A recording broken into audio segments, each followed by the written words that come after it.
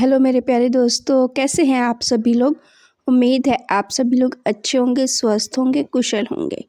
कहानी के लिए मेरे चैनल को सब्सक्राइब कीजिए, कहानी को लाइक और शेयर ज़रूर कीजिएगा और कहानी कैसी लगी प्लीज़ कमेंट बॉक्स पे ज़रूर बताइएगा। कहानी को लेकर कोई भी राय या सुझाव हो वो भी ज़रूर दीजिएगा। तो शुरू करते हैं हम आज की अपनी कहानी। अरविंद और रवि दोनों बचपन के दोस्त थे। दोनों ही बचपन में एक साथ खेले कूदे, एक साथ में स्कूल भी गए। हर सुख हर दुख में एक दूसरे के साथ रहते थे। फिर दोनों की शादी भी हो गई।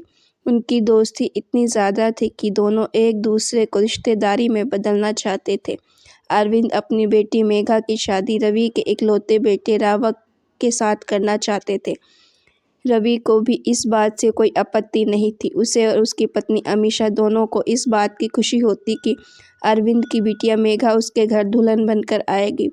राघव और मेघा में कुछ सालों की उम्र का फासला था, लेकिन दोनों के बीच दोस्ती भरपूर थी। उनकी दोस्ती से किसी को आपत्ति भी नहीं थी। रवि अपने बेटे को डॉक्टर बनाना चाहता था। वह अरविंद से कहता था, मेरी एक ही इच्छा है कि राघव बड़ा होकर डॉक्टर बन जाए। मैं उसे एक सफल डॉक्टर बनाना चाहता हूँ।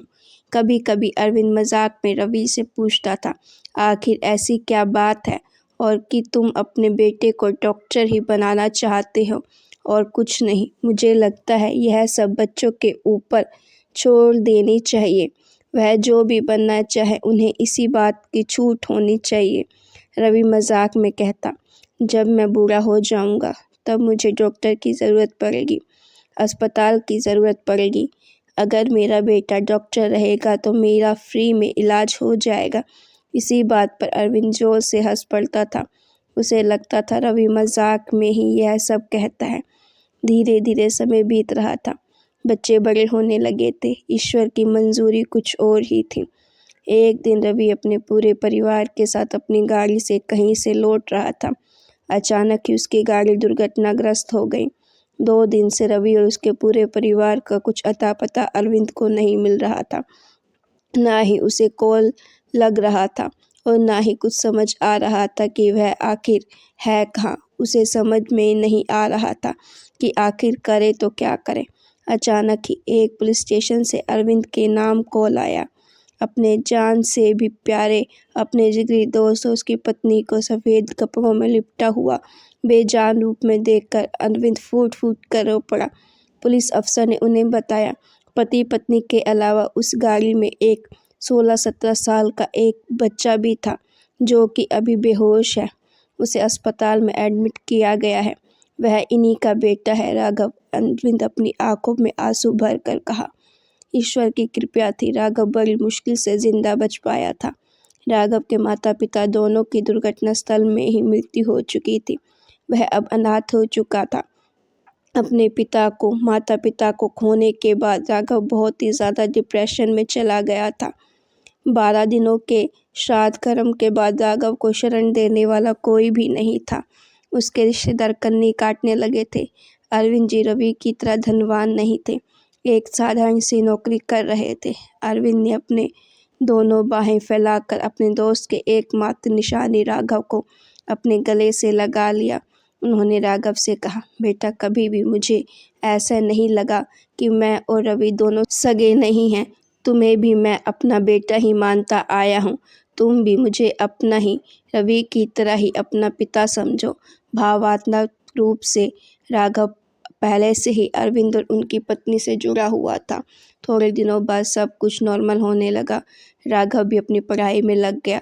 जब 12वीं के परिणाम आए तो अरविंद ने राघव से कहा, बेटा तुम्हारे पिता की आखिरी इच्छा थी, मैं तुम्हें डॉक्टर बनना देखना चाहता हूँ। इसीलिए मैं चाहता हूँ कि तुम मेडिकल के लिए ही ट्राई करो और उनकी आखिरी इच्छा को पूरा करो। मगर अंकल इतने पैसे कहाँ से आएंगे? मेडिकल की पढ़ाई में बहुत पैसे लगते हैं। राघव रुआसा होकर बोला, मैं हूँ ना, तुम चिंता मत करो।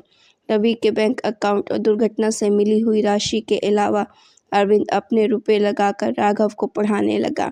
राघव मन ही मन मेघा को पसंद भी करता था। उसने अपनी पसंद अपनी माँ को बताया था, लेकिन अपने माता पिता की मृत्यु के बाद उसकी वह इच्छा उसके मन में दबी रह गई। अब राघव अरविंद जी के एहसानों तले दब गया था। अब उसे मेघा की तरफ देखने की हिम्मत भी नहीं थी। अरविंद जी ने मेघा और राघव के बीच कोई अंतर नहीं किया।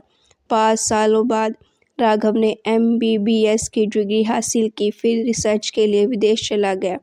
अब मेघा बड़ी हो गई थी। अरविंद जी अपनी बिटिया के लिए लड़का ढूंढने लगे थे। अरविंद जी की पत्नी लाली ने उनसे कहा, बचपन में आप और रवि भैया दोनों ने यह तय किया था कि मेघा और राघव की शादी करेंगे। राघव हमारे घर का दामाद बनेगा, फिर अब क्यों नहीं? नहीं लाली, अब मैं राघव से यह सब नहीं कह सकता। मैंने उसे बेटा बना लिया है। मैं उस पर अपनी इच्छा नहीं थोप सकता। जब तक रवि था मैं उसको बोल सकता था, उस पर अपना अधिकार जमा सकता था। राघव पर मेरा अधिकार नहीं है। वह मेरे दिए हुए एहसानों का सम्मान कर बेमन से हमारी बिटिया के साथ फेरे तो ले लेगा, मगर वह न्याय नहीं हो पाएगा। उसे अपनी ज़िंदगी जीने का पूरा अधिकार है। अरविंद जी और उनकी पत्नी को भी यही नहीं पता था कि राघव मन ही मन उनकी बिटिया को प्यार भी करता है। देखते देखते राघव विदेश से उच्च डिग्री लेकर आकर भारत के एक टॉप मेडिकल संस्थान में काम करने भी लगा था।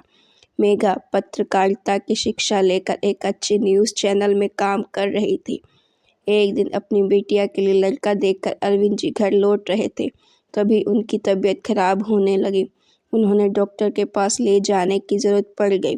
जैसे ही राघव को इस बात का पता चला, वह तुरंत अरविंद जी को अपने अस्पताल में एडमिट करा लिया।